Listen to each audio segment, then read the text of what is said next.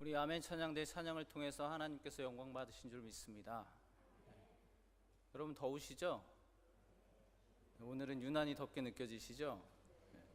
저도 조금 더위를 잘 안 타는 편인데 오늘은 좀 더운 것 같아요. 그래서 조금 이거 좀 더운 게 불편하구나 라고 불평스러운 마음이 생겼는데 순간 이 예배 들어오기 전에 그런 생각이 들더라고요. 여기가 꼭 선교지 같구나 생각을 하게 되었습니다. 선교지에서는 많은 성령의 역사가 나타납니다. 오늘 이 자리에서도 또 여러분 삶 가운데도 성령의 역사가 날마다 나타나기를 주님의 이름으로 축원합니다. 은혜로운 주일 보내고 계세요? 네. 여러분 은혜 받는 게 쉬우세요? 은혜 받은 은혜를 누리는 게, 유지하는 게 쉬우세요? 받는 것도 어렵고 유지하는 것도 어려우세요? 예수 믿는 거 어려우세요? 그렇게 힘드셔서 어떡합니까? 많은 분들이 은혜 받으라고 예배 나오는데 사실은 명확히 이야기하면 은혜 받으라고 예배 나오면 안 됩니다. 예배의 우선은 하나님을 높여드리고 영광 돌려드리는 것이 우선입니다. 분명히 또 그렇게 하나님을 이렇게 영광 돌리며 예배할 때 하나님께서 은혜 주시고 또 물론 하나님께 예배 드리는 것 자체가 은혜라는 것을 믿으시기 바랍니다. 우리 기독교 신앙의 핵심은 관계, 하나님과의 관계입니다. 그래서 하나님과 관계가 좋을 때, 하나님과 친밀한 관계에 있을 때 그것을 은혜, 구원이라고 하고, 또 하나님과의 관계가 멀어지고 단절된 상태를 죄, 사망 이렇게 표현하기도 합니다. 이 또 하나님과의 관계, 이 관계를 다른 말로 표현하자면 만남이라고 할 수 있죠. 바로 이 하나님과 우리 인간 그리스도인의 만남이 바로 여러분들이 드리는 예배입니다. 그래서 예배는 삼위일체 하나님, 성령의 성자 예수 그리스도의 보혈을 의지해서 성령의 인도하심을 따라 하나님의 임재 앞으로 나아가는 하나님과의 그 만남의 역사적인 장이 바로 예배입니다. 그래서 우리 그리스도인들의 신앙생활에 있어서 예배는 무엇보다도 중요한 것이 바로 예배라고 할 수가 있습니다. 오늘 예배뿐만 아니라 여러분들의 삶을 통해서 드리는 그 예배를 통해서 하나님과의 역사적인 만남의 은혜가 늘 함께 하시기를 간절히 축원합니다. 오늘 드릴 말씀도 이 만남에 관한 이야기입니다. 여러분들 잘 아시는 이른바 탕자의 이야기, 돌아온 탕자의 이야기입니다. 어떤 사람에게 두 아들이 있는데 둘째 아들이 아버지가 시퍼렇게 쌩쌩하게 살아있는데 아버지가 돌아가시면 저에게 줄 그 유산을 미리 땡겨달라고 그렇게 가슴에 못을 박고 그 유산을 가지고 먼 나라로 떠납니다. 그곳에서 허랑방탕하게 모든 것을 다 탕진해버리고 결국은 유대인들이 부정하다고 생각하는 그 돼지를 치는 일을 합니다. 그리고 돼지가 먹는 그 열매조차도 얻어먹지 못할 지경이 되죠. 그때서야 그는 정신을 차리고 아버지 집으로 돌아가야 되겠다. 내 아버지 집에 있는 종들도 나보다 더 잘 먹고 풍성하게 누리고 사는데 아버지께로 돌아가서 이제는 아들이 아니더라도 품꾼의 한 사람으로라도 써달라고 그렇게 회개하며 돌아가야 되겠다라고 집으로 돌아옵니다. 저 멀리 아들이 허름한 몰골이 되어서 투벅투벅 걸어오는 것을 아버지가 보고 뛰쳐 달려갑니다. 혹시라도 동네 사람들이 보고 저 부려망측한 배은망덕한 놈을 봐라 하고 돌팔매질을 할까봐 빨리 뛰어가서 얼싸안고 종들을 시켜서 제일 좋은 옷을 입히라고 새신을 신기고 또 손에 가락지를 끼우라고 그렇게 명령합니다. 그리고 살찐 송아지를 잡아서 온 동네 사람들을 초청해서 아들이 돌아온 것을 기뻐하며 잔치를 벌입니다. 이렇게 떠났던 아들이 돌아와 아버지와 상봉하는 장면, 여기까지의 이야기로 끝난다면 참 아름다운 해피엔딩이죠. 근데 예수님은 여기서 더 이야기를 진행하십니다. 이야기 밖에 있던 큰 아들이 이제 장면에 등장하는 거죠. 오늘 본문에서 등장하는 큰 아들은 굉장히 성실한 캐릭터로 짐작됩니다. 아버지의 명을 따라서 그 뜨거운 땡볕에서 또 거친 팔레스타인의 그 땅을 갈고 씨를 뿌리고 경작하면서 수고를 아끼지 않는 효성이 지극하고 성실한 아들이라고 그려지고 있습니다. 오늘도 이 큰아들이 밭에서 일하다가 집으로 돌아오는데 집 가까이 다다랐을 때 집에서 흘러나오는 풍악과 춤추는 소리를 듣고 한 어린 종을 불러냅니다. 그래서 자초지종을 물어보죠. 그랬더니 그 종이 하는 말이 당신 동생이 돌아왔습니다. 그래서 주인 어른께서 살찐 송아지를 잡아서 온 동네 사람을 불러서 큰 잔치를 벌이고 있습니다. 이렇게 말하는 것이죠. 그 말을 들은 큰아들이 갑자기 화가 치밀어 올랐습니다. 뭐라고? 그리고 집으로 들어가려고 하지 않습니다. 그걸 본 아버지가 또 뛰어나와서 큰 아들을 만납니다. 함께 집으로 들어가자고 아버지가 권합니다. 그런데 그 큰 아들이 성질을 내면서 말하죠. 오늘 29절에 있는 말씀이죠. 저는 여러 해 동안 아버지를 섬겼고 단 한 번도 아버지의 명령을 어긴 적이 없습니다. 그런데 아버지께서 제게 언제 염소 새끼 한 마리 주어서 제 친구들이랑 즐기라고 내어주신 적 있습니까? 그런데 창녀들과 어울리면서 허랑방탕하게 재산을 전부 삼켜버린 저 아들이 왔다고 그를 위해서 살찐 송아지를 잡아서 잔치를 벌였다고요? 참 잘하고 계시네요 라고 이제 화를 내는 거죠. 누가복음 15장에는 세 가지 비유가 등장합니다. 첫 번째 비유는 잃은 양 한 마리를 찾은 목자의 비유, 두 번째는 한 드라크마를 찾은 한 여인의 비유, 그리고 오늘 잃은 아들을 찾은 아버지의 비유입니다. 예수님이 이 세 가지 비유의 말씀을 하신 이유가 있는데 무엇이냐면 예수님께서 세리와 죄인들과 함께 식사하시며 교제하는 모습을 바리새인과 서기관들이 보고 못마땅하게 여기는 거예요. 그래서 자기들끼리 막 수군거리고 비방하는 모습을 보고 예수님께서 바리새인들을 향해서 이 세 가지 비유의 말씀을 하십니다. 예수님이 말씀하시고자 하는 것은 무엇이냐면 양 한 마리를 잃었다가 찾았을 때 그 목자가 기뻐서 잔치를 하고 한 드라크마를 잃었다가 찾은 여인도 친구들을 불러서 함께 잔치를 벌이는데 하물며 잃었던 아들이 살아 돌아왔는데 잔치를 벌여서 함께 기뻐하는 것이 마땅하지 않겠느냐라고 바리새인들에게 말씀하고 계시는 것이죠. 그러니까 오늘 이 탕자의 비유, 탕자가 돌아온 이 비유에 등장하는 아버지는 하나님이시고 또 잃었던 둘째 아들은 세리와 죄인, 이방인을 상징할 테고 또 마지막에 등장하는 큰 아들은 바리새인, 서기관 또 유대 종교 지도자들을 상징한다고 말할 수 있겠습니다. 그럼 오늘 이 이야기를 여러분들에게 적용한다면 여러분은 두 번째 아들이세요? 아버지를 떠났다 돌아온 두 번째 아들이세요? 아니면 이 마지막에 등장하는 큰 아들이세요? 어떤 아들인 것 같습니까? 생각할 시간이 좀 필요하시다면 시간을 드리겠습니다. 그 사이에 잠깐 제 얘기를 하자면 저는 모태신앙이 아닙니다. 깜짝 놀랄만 하죠. 그렇다고 어린 시절부터 부모님으로부터 신앙교육을 받았거나 또 집안 어른들을 통해서 신앙적인 영향을 받은 것도 아닙니다. 흰 구름 뭉게뭉게 비는 하늘에, 이 노래 뭔지 아세요? 여름 성경학교 노래 한 번도 불러본 적 없습니다. 온 가족이 다 불신자였습니다. 절기 때마다 절에 공양미를 바칠 정도로 독실한 불교 집안이었습니다. 그런데 어느 날 온 가족 7명이 함께 교회 나가기 시작했습니다.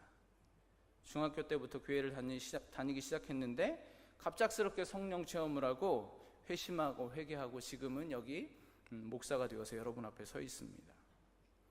이렇게 제 과거를 통해서 보면 저는 근본적으로나 배경적으로나 그 집을 나갔다 회개하고 돌아온 둘째 아들과 같은 캐릭터죠. 그렇죠? 네. 여러분들은 어떤 캐릭터세요? 어떤 인물 같으세요? 네.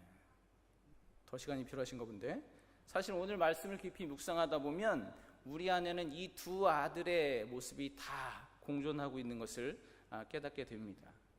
여러분들의 과거 배경이 저와 물론 다 다르시고 모태신앙인 분들도 계시고 다 다르지만 결국 모든 영혼은 하나님 아버지의 집을 떠났다가 돌아온 탕자와도 같습니다. 결국 우리의 자격과 허물을 상관하지 않고 다시 아버지의 아들로 삼으신, 그리고 그것을 기뻐하시는 하나님을 만나게 되는 구원의 역사, 그렇게 본다면 여러분은 또 저는 모두 하나님의 은혜를 입은 둘째 아들과 같은 사람들입니다. 그런데 문제가 있습니다. 늘 둘째 아들과 같을 것만 같았는데 우리의 삶 속에 점차 큰 아들의 모습이 등장하기 시작한다는 것이죠. 오늘 이 이야기의 큰 아들의 모습을 통해서 여러분은 하나님 앞에 어떤 모습으로 서 있는지 돌아보시는 은혜가 있기를 바랍니다. 첫 번째, 큰 아들은 어떤 사람이었을까 한번 생각해 보고자 합니다. 큰 아들은 아버지와 늘 함께 있었지만 함께 있는 자가 아니었습니다. 무슨 말이냐고요? 물론 큰 아들은 스스로도 말하는 것처럼 늘 순종적이고 효도하는 아들이었습니다. 주변 사람들도 저 아들은 자기 동생의 빈자리까지도 대신하면서 아버지를 섬기고 집안의 여러 일을 충성스럽게 책임있게 감당하는 성실한 아들이라고 인정하고 칭찬했을 것입니다. 그런데 언젠가부터 때로는 그렇게 아버지를 섬기고 순종하며 살아가는 것이 그런 삶이 무거운 짐처럼 부담스럽게 여겨지기도 합니다. 그래서 그 짐을 당장 내려놓고 싶은데 남들 보는 눈도 있고 또 나 스스로 결심한 것도 있고, 그래서 어쩔 수 없이 그 짐을 끝까지 지고 가야 하는 그런 지경에 이르렀습니다. 그리고 이 짐을 나에게 더하고 간 그 동생이 점점 미워지기 시작하죠. 차라리 그냥 가서 죽어버렸으면 하는 생각이 들었을지도 모르겠습니다. 나는 이렇게 여러 해 두고 아버지를 섬기고 있고 아버지의 명령을 단 한 번도 어긴 일이 없는데 내게는 친구들과 함께 즐기라고 염소 새끼 한 마리도 주신 일이 없습니다. 아버지에게 불평을 늘어놓는, 아버지에게 대드는 이 큰아들의 말을 한번 다시 집중해서 들어보시기 바랍니다. 내가 여러 해 아버지를 섬겨 명을 어김이 없거늘 이라고 말하는데, 여기서 아버지를 섬겼다, 이 섬기다라는 말은 둘리오라는 말인데, 이 말은 종을 뜻하는 둘로스와 같은 어원의 말입니다. 이 말은 아들이 아버지에게 쓸 수 있는 말이 아니라 노예가 주인에게 쓰는 말입니다. 종이라는 말이죠. 영어 성경에도 이 부분을 어떻게 표현하고 있냐면 I have been slaving for you 이렇게 기록하고 있습니다. 내가 그동안 당신을 위해 노예처럼 섬겼습니다. 이렇게 아버지에게 대들고 있는 것입니다. 그 불평을 하고 있는 것입니다. 결국 이 큰아들은 늘 아버지의 집에서 아버지와 함께 있는 것처럼 보였지만, 또 아버지를 열심히 효성을 다해 섬긴다고 하였지만 아버지와 아들의 관계가 아닌 주인과 노예와 같은 관계로 살아왔다라는 것입니다.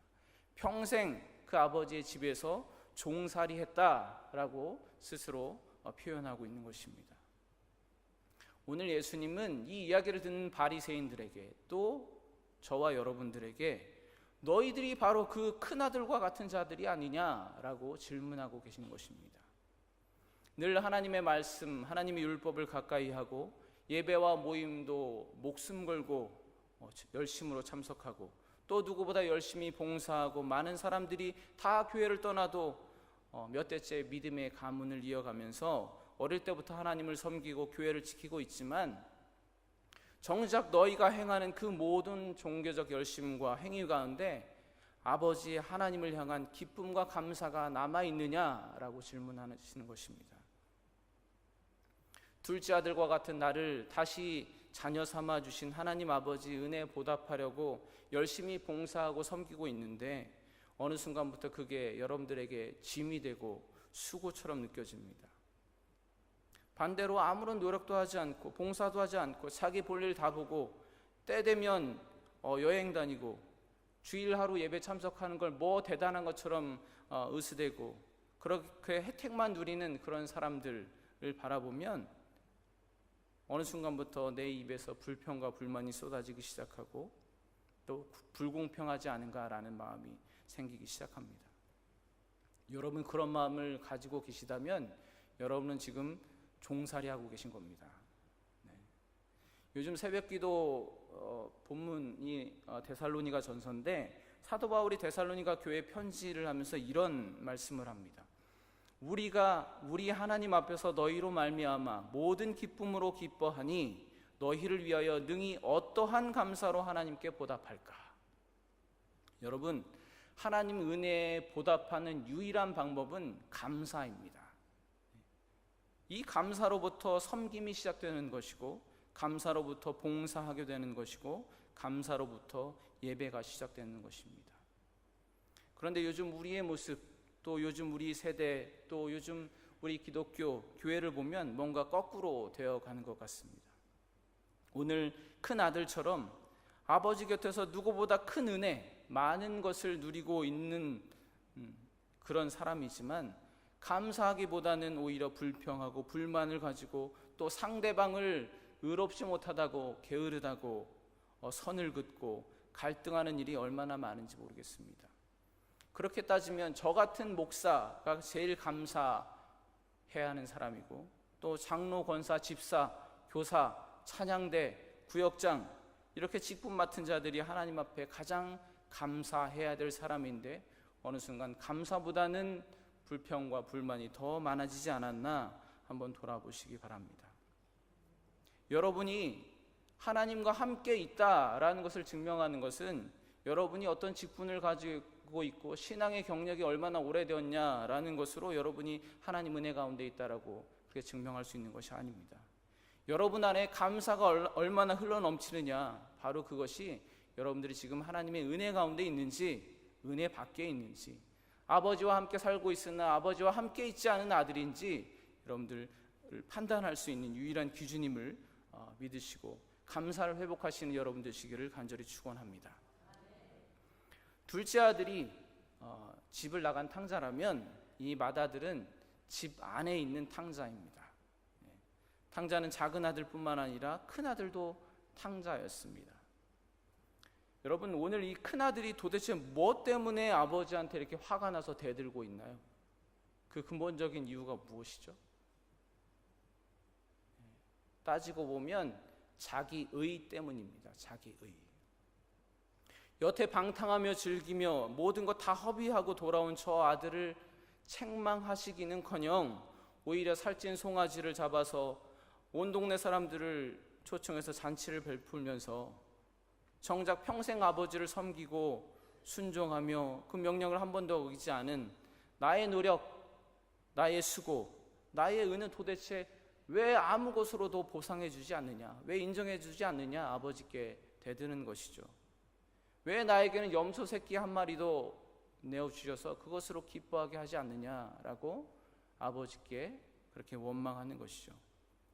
다시 말하면 이 아버지가 저 불효막심한 아들을 다시 받아들이는 그 순간 그동안 내가 지켜온 나의 열심은 무참히 짓밟힘을 당했다, 손상받았다라는 것이죠. 그것이 큰 아들은 너무 화가 나는 거예요. 나는 도대체 무엇인가? 이 큰 아들과 같은 바리새인들은 바리새인이었던 사도 바울이 고백하는 것처럼 율법의 의로는 흠이 없는 사람들이었습니다. 그런 사람들이 저 의롭지 못한 죄인들을 용납하시는 그 하나님의 은혜, 그것을 인정하기 힘든 것은 어쩌면 이 큰아들의 입장에서 볼 때는 당연하지 않은가 생각해 볼 수 있습니다. 제가 고등학교 때 친했던 친구가 한 명 있는데 교회 다니지 않는 불신, 예수 믿지 않는 친구였습니다. 그러던 어느 날 녀석이 그 대학교에 들어가더니 기독교 동아리에 들어갔어요. 그러더니 갑자기 신앙생활을 한다고 열심히 이것저것 막 활동하는 거예요. 그러던 어느 날 우연히 만나서 이야기를 하던 도중에 제가 이런 일 저런 일 때문에 요즘 좀 힘들다 이렇게 이제 털어놓았더니 그 친구가 하는 말이, 너는 예수 믿은 지 그렇게 오래됐으면서 왜 기도를 안 하냐? 이렇게 말하는 거예요. 제가 어땠을까요? 아무렇지 않았습니다. 겉으로는 아무렇지 않았지만 그 순간 제 속에 주체할 수 없는 화가 치밀어 오르기 시작했습니다. 속이 부글부글 끓기 시작했습니다. 아니, 지가 믿음 생활한 지 얼마나 됐다고 나를 가르치려고 들어? 이제 몇 달밖에 되지 않은 녀석이 네가 얼마 안 돼서 모르나 본데 신앙생활이 그렇게 호락한 줄 알아? 기도한다고 다 되는 줄 아니? 네가 경험해 봤니? 그 화가 일주일 넘게 떠나지 않았습니다. 여러분, 제가 그 친구의 충고를 회개의 기회로 삼지 않고 오히려 마음속에까지 그렇게 화로 담아두고 가득했다는 것은 그만큼 제가 하나님으로부터 어긋나 있었다라는 것을 보여주는 것입니다. 내가 그동안 붙들고 산 것이 하나님의 은혜가 아니라 나의 종교적 열심이었구나라는 것을 단적으로 보여주는 일이었습니다. 이 큰아들은 사실 늘 아버지와 함께하는, 아버지에 거하고 있는 그런 아들이었지만 영적으로는 길을 잃고 방황하고 있는 탕자였습니다. 영적인 노선을 탈선해서 방황하고 있는 것입니다. 노선을 탈선한 기차는 반드시 큰 사고를 당할 수밖에 없습니다. 여러분은 지금 어떤 노선을 타고 계세요? 보통 탈선을 하면 쉽게 눈에 띕니다. 되게 오늘 처음에 등장하는 둘째 아들처럼 탈선한 사람들은 어떤 사람이 봐도 자기 자신이 생각하기에도 주변의 가족들과 친구들이 보기에도 저 녀석 탈선했구나라는 것으로 분명히 알 수 있습니다. 그래서 그 작은 아들은 자기의 탈선을 스스로 깨닫고 돌이키고 회개했습니다. 이게 전형적인 탈선의 모습이고 그 해결책도 분명합니다. 그런데 이 큰아들처럼 영적인 탈선, 그 탈선은 분별하기가 너무 어렵습니다. 특별히 잘못한 것도 없습니다. 적어도 겉으로는 나무랄 데 없는 완벽한 믿음인 것처럼, 완벽한 섬김인 것처럼 보입니다. 요즘 우리 기독교나 또 교회, 또 지도자들에게서 불거져 나오는 여러 문제는 결국 이 큰아들과 같은 영적인 탈선에서 비롯된다고 할 수 있습니다. 나무랄 데 없는 조직적인 사역, 성공적인 목회, 성장, 많은 선한 사역들, 또 많은 그런 겉으로 드러나는 모습들. 그렇지만 결국 그들이 영적인 탈선을 통해서 그들이 그동안 어디에 속해 있는지, 어떤 노선을 따라 걸어왔는지를, 또 무엇을 의지하고 있었는지를 분명히 드러내는 많은 일들이 지금도 일어나고 있다라는 것입니다. 오늘 예수님은 이 이야기를 결론 없이 그냥 끝내버리십니다. 이런 걸 열린 결말이라고 말하죠. 이 열린 결말은 이 이야기를 듣는 사람 스스로가 고민하고 또 깨달아서 스스로 이 이야기를 마무리해보라는 그런 뜻이 있습니다. 여러분은 이 이야기를 어떻게 마무리하시겠어요? 이 이야기 후에 둘째 아들이 어떻게 되었을까요? 또 그 큰아들은 결국 집으로 들어가서 그 잔치에 함께 참여하고 기뻐했을까요? 또 그 큰아들과 둘째 아들은 화해하고 의 좋은 형제로 지냈을까요? 어떻게 됐는지 아무도 알 수 없습니다. 여러분이 판단하시면 됩니다. 그런데 그럼에도 불구하고 이 이야기에서 분명히 확실한 것 하나가 있습니다. 그 분명히 확실한 것 하나는 무엇이냐면 큰아들이든 둘째 아들이든 동일하게 사랑으로 대하시는 아버지의 마음입니다.